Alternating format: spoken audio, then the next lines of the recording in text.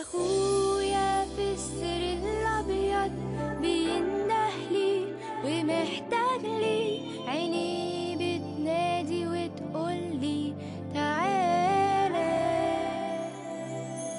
ومش هقدر أعيش جنبك، ومش هقدر أحوش عنك، ومصروفي ما يكفيش يجيب حاجة